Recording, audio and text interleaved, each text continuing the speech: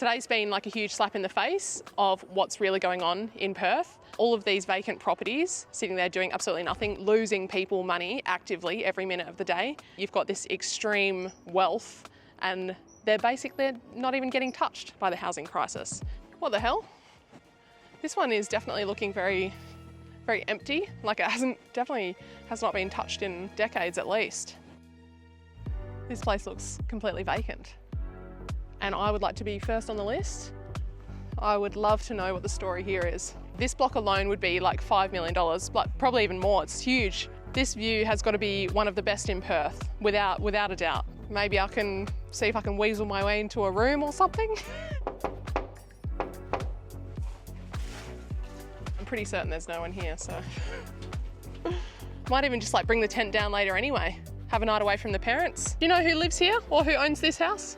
Sold about a year ago. Lotto tonight, remember? Good idea. Plenty of room over the road, you can move in there. Well, that's another option, yes. They did make an amazing suggestion and they did say, why don't you just move in over the road? Looks like there's about 20 rooms over there.